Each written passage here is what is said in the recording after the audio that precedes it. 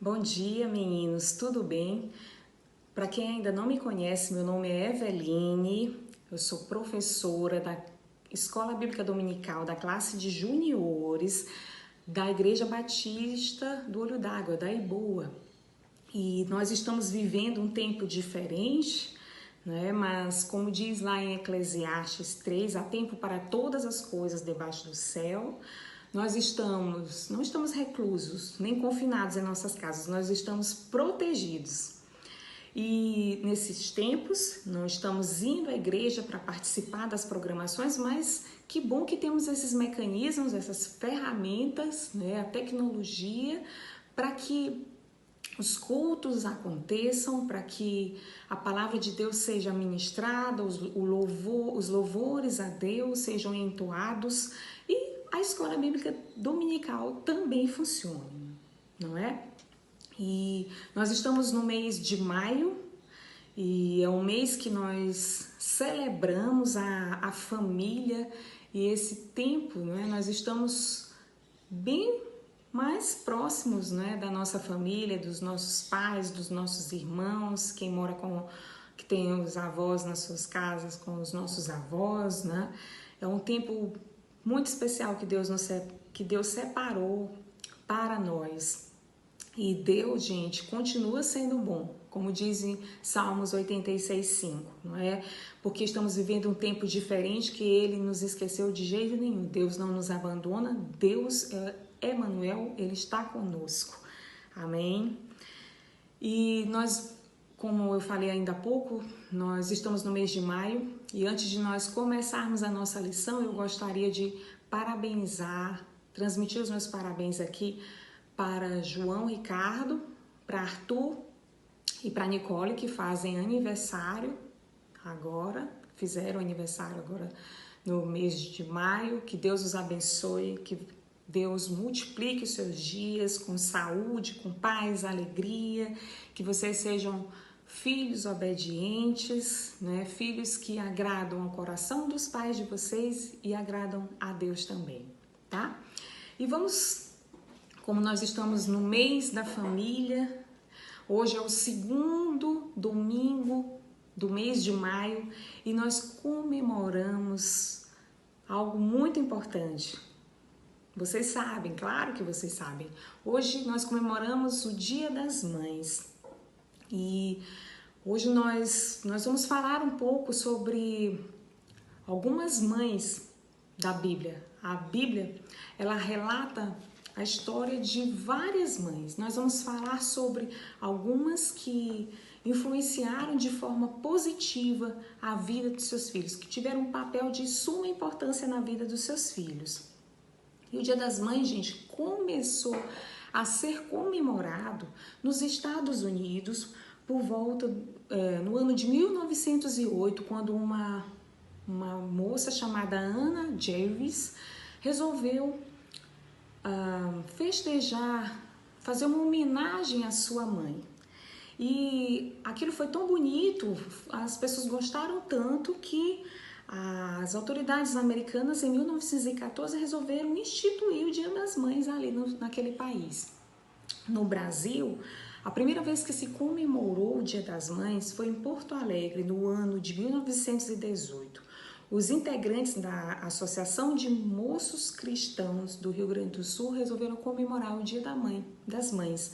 E lá, alguns anos depois, em 1932, o presidente do Brasil, à época, que era Getúlio Vargas, resolveu instituir no calendário nacional o Dia das Mães no segundo domingo do mês de maio. E nós vamos falar de algumas mães. A primeira mãe que eu gostaria de mencionar, que influenciou de forma positiva os seus filhos, que teve um papel super importante na vida dos seus filhos, foi Joquebede. É um nome diferente. E Joquebede significa Jeová é glória. Joquebede viveu num tempo bem difícil. Ela vivia no Egito, onde o povo hebreu, o povo escolhido de Deus, vivia sob o domínio dos egípcios, vivia sob a violência dos egípcios, vivia num regime de escravidão, sofrendo bastante sobre, né, hostilidade, vivendo num tempo hostil de violência, de trabalho árduo. E foi nessa época que Joquebede viveu. E mesmo com toda essa dificuldade, Deus abençoava o seu povo de modo que as mulheres, elas eram prósperas e elas geravam filhos. E o povo de Deus começou a ficar num número bem grande. Começou a crescer muito. E Faraó, a autoridade maioral do Egito, começou a ficar preocupado. Opa, e se esse pessoal resolver se rebelar contra nós, criar uma rebelião contra nós, resolver tomar o poder? Não, nós temos que ver um meio de impedir esse crescimento, o crescimento dos nossos escravos, o crescimento populacional dos nossos escravos. E ele baixou um decreto no sentido de que quando as mulheres fossem ter neném, se fossem meninos, eram para ser mortos. Só as meninas deixariam sobreviver. E ele orientou as parteiras, Sifra e Puá, que eram parteiras que serviam as mulheres hebreias, para tirar a vida dos bebês que fossem do sexo masculino. Mas elas, muito tementes a Deus, elas não deram ouvidos à ordem do faraó. E o faraó foi cobrá-las. Opa, vocês não estão me obedecendo? E elas tiveram, na hora, a ideia de dizer para ele que quando a gente chega nas casas das hebreias, né, elas já tiveram neném, então não dá pra gente matar os meninos, né? Então, o faraó resolveu baixar um outro decreto. Decreto no sentido de que se o bebê de uma mulher hebreia, que se ele fosse menino, ele teria que ser jogado no rio Nilo. E foi nesse período, gente, que Joquebede ficou gestante. Imaginem só. A gestação, a gravidez é uma coisa que alegra a mulher, né? E só que as mulheres, quando ficaram gestantes naquela época, elas ficaram apreensivas. Não havia ultrassom, não havia esses exames modernos em que dá para detectar o sexo da criança. Então elas ficavam naquela apreensão, naquela preocupação, e se for menino, meu filho não vai sobreviver. Não, eu vou ter que jogá-lo no rio Nilo. Se for menina, aquela preocupação. Joquebede teve o neném e viu que era um menino, e era um menino tão lindo, um menino tão formoso, e ela resolveu escondê-lo durante o tempo que ela pôde em sua casa, 3 meses. Mas aí chegou um tempo que não dava mais, o choro da criança cada vez mais alto, ele mais forte, maiorzinho. Então ela resolveu obedecer a ordem do faraó. Mas ela era uma mulher de fé, ela era uma mulher corajosa e uma mulher centrada também. Então ela de fato, Joquebede, ela colocou seu filho no rio Nilo, mas ela o colocou num cesto de junco, né, calafetado de betume e piche, de modo que não entrasse água. Colocou seu bebê ali dentro. E não somente isso, ela colocou a criança no rio Nilo e colocou a sua irmã para vigiar. Meninos, Deus se agradou da atitude daquela mãe. Deus se agradou da oração que ela fez. Deus honrou aquela mulher.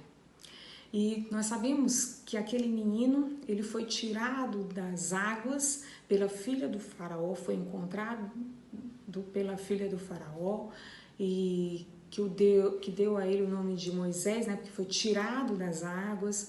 E nós sabemos o que aconteceu, toda a história. Aquela criança teve a oportunidade de ter sido criada pela sua própria mãe, que o amamentou e que o ensinou sobre o Deus verdadeiro, sobre o Deus vivo, o Deus que atendeu a sua oração e tudo isso, teve a oportunidade de falar, de passar àquele menino os princípios verdadeiros, os princípios do Deus verdadeiro. E nós sabemos que aquela criança, né, ele cresceu no palácio egípcio, mas depois ele se tornou o libertador do povo. Deus honrou Joquebede, porque a criação que ela deu aos seus filhos os preparou para missões muito importantes que Deus deu a cada um deles. Moisés foi o libertador do povo da escravidão egípcia. Miriam foi uma líder importante das mulheres. Arão foi o sumo sacerdote.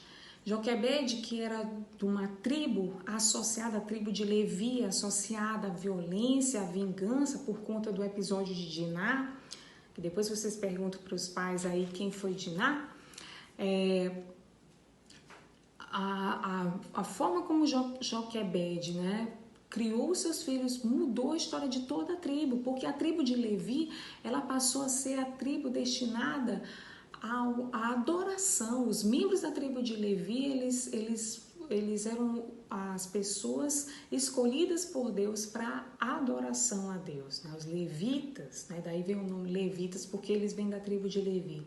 Então nós vemos que Joquebede, ela teve um importante papel na vida dos seus filhos.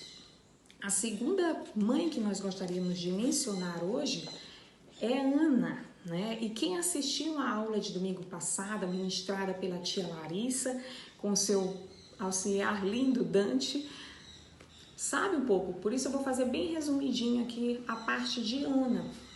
Nós sabemos que Ana, que significa graciosa, o nome Ana significa graciosa, cheia de graça, viveu numa época em que o povo hebreu ele oscilava entre a adoração a Deus e entre o egoísmo, o materialismo, a crueldade, a época dos juízes. E Ana, ela se deslocava para Siló, que era o local de adoração a Deus, todos os anos com seu esposo Eucana e com a outra esposa que ele tinha, Penina. E Ana era estéril. Gente, a esterilidade, o fato da mulher não ter filhos naquela época era muito ruim. Ela era desprezada, ela era vista com maus olhos pela sociedade.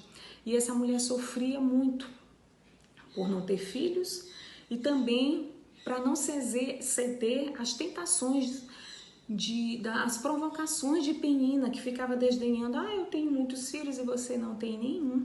Né? Mas esse ambiente fez com que Ana se tornasse uma mulher de oração e louvor.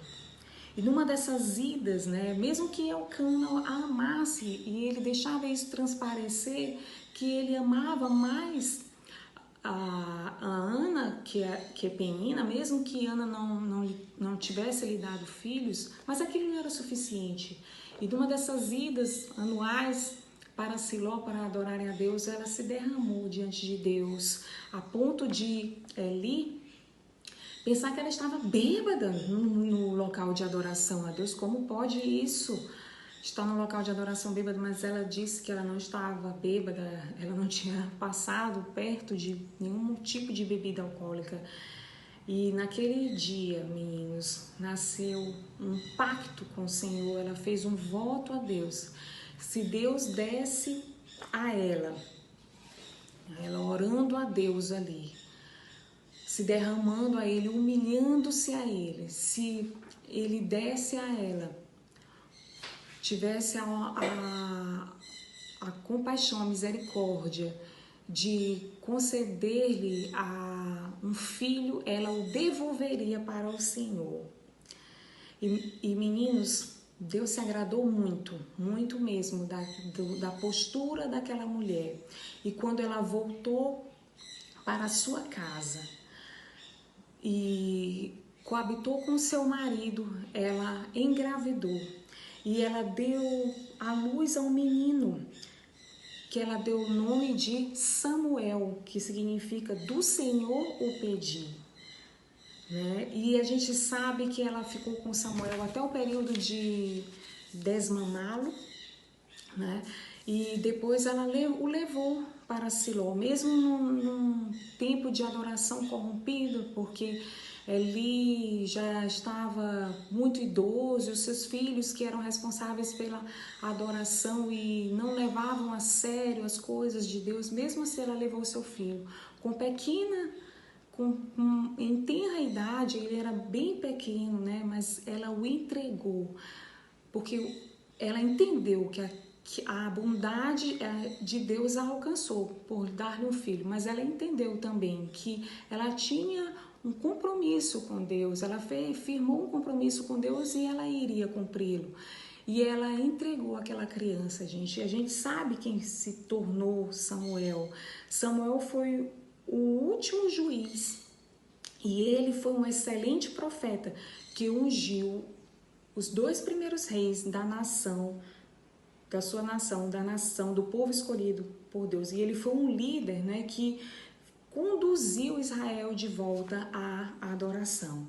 Então nós percebemos, né, que o amor que sua mãe deu a ele, a forma como ela passou para aquela criança a adoração a Deus, né, fez com que ele fosse um bom homem, um homem que agradasse a Deus e que levasse, conduzisse o povo também à adoração, a se converter dos seus maus caminhos, a se voltar para Deus. A outra mãe que eu gostaria de mencionar nessa manhã, nessa aula, é Batseba.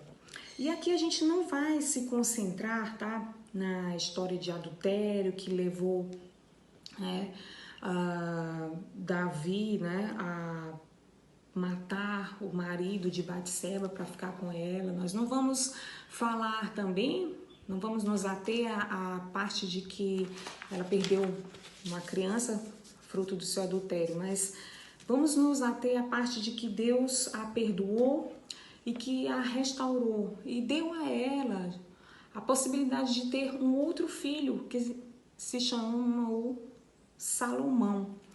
E Salomão, Davi, né, prometeu a Batseba que Salomão seria o seu sucessor. Quando findasse a vida de Davi, Salomão seria o rei, né? E a rainha Batseba, ela, como a rainha mãe, ela presenciou muitos planos, muitas artimanhas dos filhos de Davi para impedir que Salomão se tornasse rei.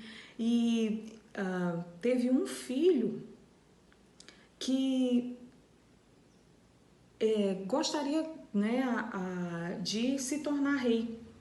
E ela foi inteligente, ela foi astuta e ela aliou-se ao profeta Natan para impedir, né, que o seu filho não fosse coroado.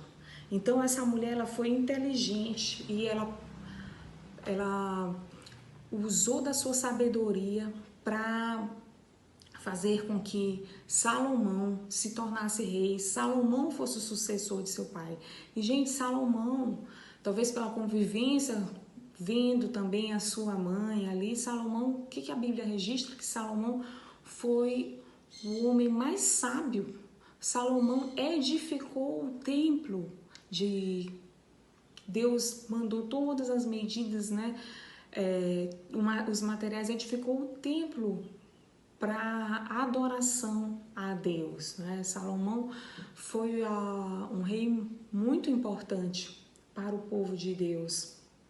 Então nós vemos que essa mãe, né, ela usou da sua inteligência para proteger o seu filho Salomão. E nós vamos falar também de uma outra mãe aqui. Nós vamos falar de uma mãe que a Bíblia nem menciona o nome, só a chama de mulher sunamita. A mulher sunamita. Por que sunamita, tia Eveline? Porque ela morava em Sunem. Sunem era uma cidade, uma região próxima ao Monte Carmelo. E essa mulher, ela era muito rica, né? Era uma pessoa de muitas posses, tanto ela quanto seu marido. E sempre que o profeta Eliseu passava pela sua casa, ela hospedava o profeta Eliseu. Naquela época, gente, que eram poucas as hospedarias, os locais, para que as pessoas pudessem descansar um pouco das viagens que não eram fáceis, né? Porque não tinha avião, não tinha carro, né? Eram viagens cansativas. Então, hospedar alguém, servir alguém, era uma coisa especial. E essa mulher fazia isso pelo profeta Eliseu.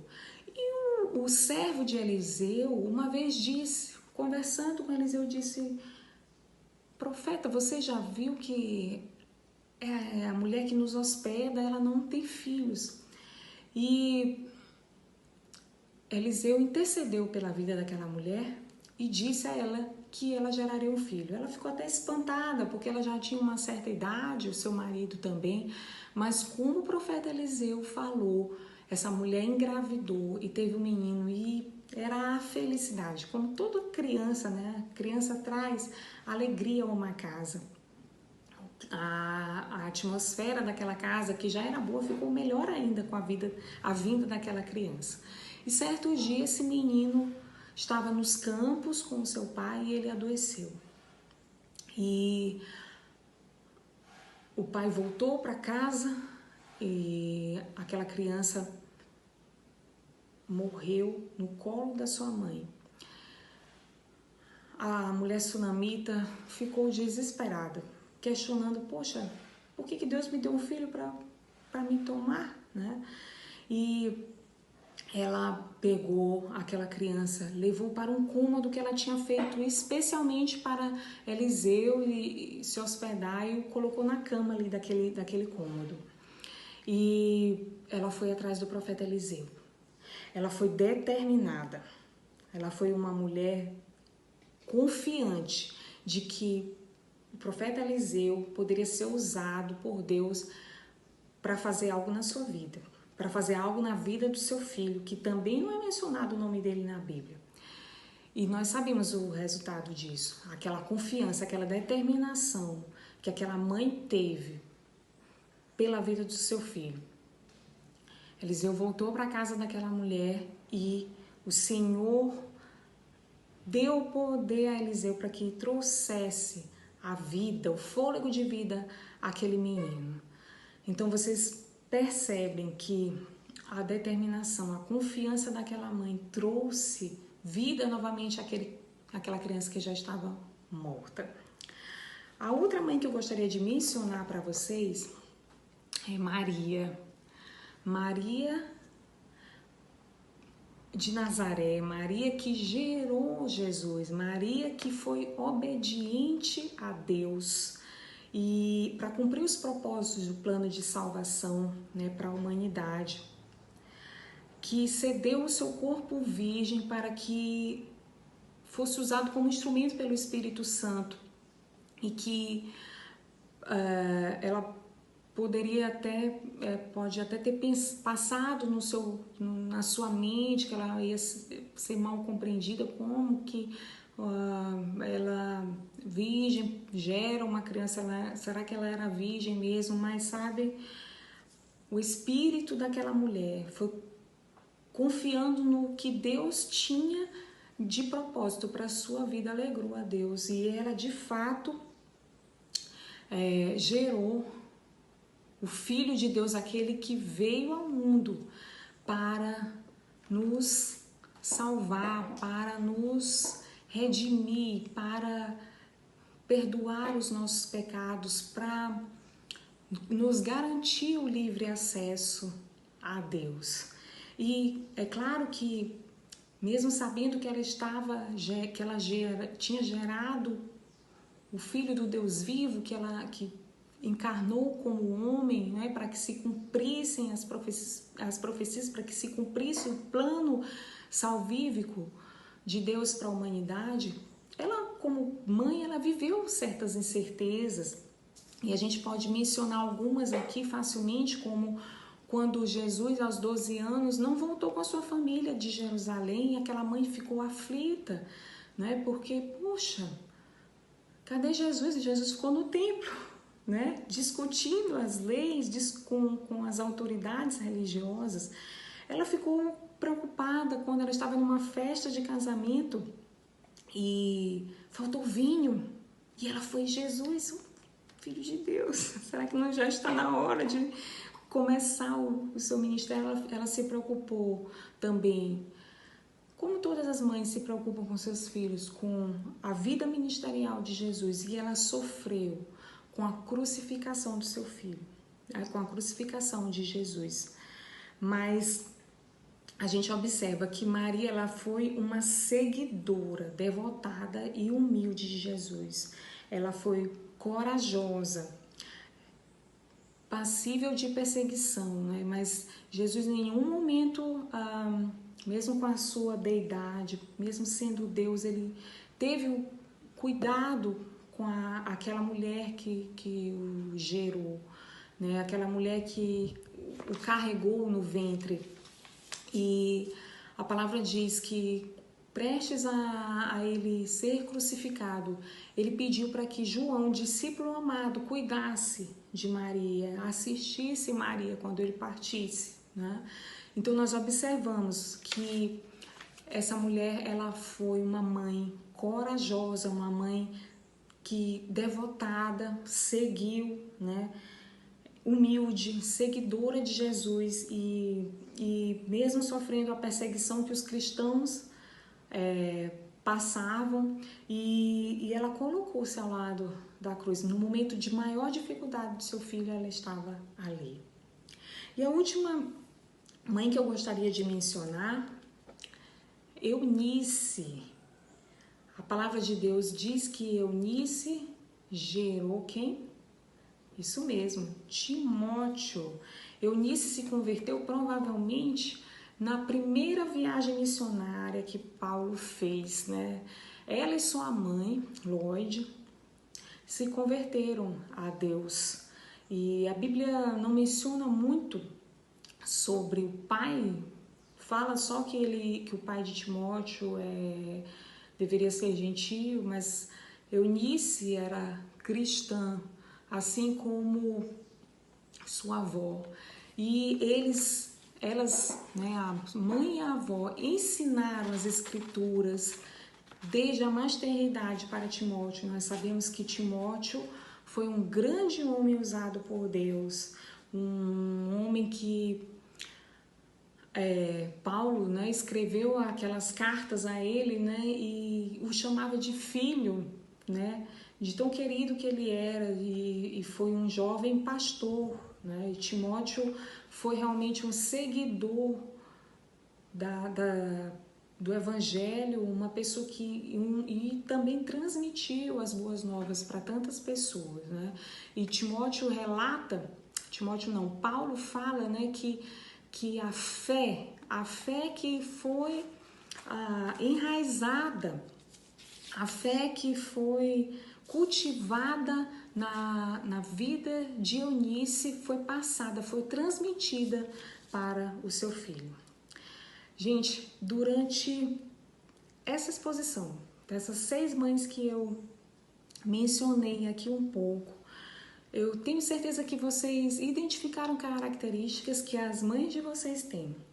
Mulheres de fé, corajosas, centradas, mulheres de oração e de louvor a Deus, mulheres inteligentes e sábias, mulheres que se alegram no serviço ao Senhor, mulheres determinadas e confiantes, mulheres obedientes a Deus e mulheres cultivadoras de fé. Primeira, mulher de fé, corajosa e determinada foi Joquebede. Mulher de oração e louvor, Ana. Mulher inteligente e sábia, Batseba. Mulher que se alegrava em servir, determinada e confiante, mulher sunamita. Obediente a Deus, Maria, cultivadora de fé, Eunice. Nesse tempo de quarentena, nós estamos tendo a possibilidade de observar com mais nitidez o cuidado, o zelo que nossas mães têm por nós. E por isso a gente tem que estar disposto a ajudar, não reclamar, obedecer. Nós precisamos entender que, assim como elas amam fazer as coisas para nós, nós devemos amá-las também, nós devemos respeitá-las, nós devemos honrá-las, honrar as nossas mães, honrar a sua mãe. E a palavra de Deus diz lá em Efésios 6, né? Filhos, obedecei a vossos pais no Senhor, pois isto é justo. Como hoje é dia das mães, eu gostaria de colocar: filhos, obedecei a vossa mãe. E o versículo 2 diz: honra a teu pai e a tua mãe, para que te vá bem e sejas de longa vida sobre a terra. Honre a sua mãe para que seus dias sejam prolongados nesta terra. E meninos, nós precisamos, você menino, você menina, precisa ser um bom filho, uma boa filha, que alegre o coração não só da sua mãe, mas também o coração de Deus. Nesse dia que é dedicado às mães, não esqueça de agradecer a Deus pela mãe que você tem. Essa mãe que inculca em você as Sagradas Escrituras, que passa para você os preceitos do Senhor, que ensina o caminho de Deus para você, que zela pela sua vida, que cuida de você, que ama você, né? Que abdica das suas próprias vontades por você. E eu acho que melhor do que qualquer presente que possa ser comprado no shopping, nós hoje não podemos ir ao shopping, melhor do que qualquer restaurante que poderíamos levar a nossa mãe hoje para almoçar, é a oração. É o melhor presente. É a gratidão no seu coração por ter a sua mãe com você. Então, vamos agora nesse momento orar a Deus. E você vai falar o nome da sua mãe durante essa oração. Eu vou falar o nome da minha, você vai falar o nome da sua mãe. Vamos fechar os nossos olhos, curvar as nossas cabeças e orar ao Senhor. Pai querido, muito obrigada, Deus, pela tua palavra que é viva e eficaz. Obrigada por esses exemplos de mães que influenciaram de forma positiva os seus filhos, ó Deus. Obrigada, Senhor, porque as nossas mães são assim. A minha mãe Rosa é assim para mim. Obrigada, Deus, porque pela mãe que tu escolheste para me gerar, para me criar, para me ensinar os teus caminhos. Que tu continues abençoando a minha mãe, abençoando a mãe de cada menino, de cada menina que está assistindo aqui essa aula, Deus.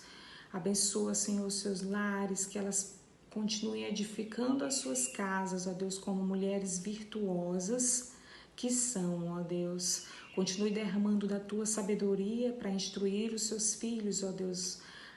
Continue, Pai, dando a elas, Senhor, saúde, renovando as suas forças, Deus, e dando-lhe, Senhor, para aquelas que ainda não tiveram encontro verdadeiro e pessoal contigo, a oportunidade de serem salvas, de se converterem a Ti, Senhor. Ajuda-nos a sermos filhos que agradam o coração de nossas mães. Ajuda-me a ser uma filha que agrada o coração de minha mãe e que agrada o Teu coração, Senhor. Ajuda-me a honrar a minha mãe. Ajuda-me a respeitá-la e a amá-la, como diz a Tua palavra, para que os meus dias sejam prolongados. Perdoa as nossas falhas, Deus. Perdoa-nos se muitas vezes Deixamos nossas mães entristecidas, chateadas. Perdoa-nos pela nossa desobediência, Senhor, mas nos ajuda a caminhar de uma forma diferente a partir de agora. É a oração que fazemos em nome do Teu Filho amado Jesus. Amém. Amém, amém. Então, olha, já está quase chegando a hora do almoço. Se você ainda não deu um abraço na sua mãe hoje, vai lá e dê um abraço bem apertado. Enche a sua mãe de beijos.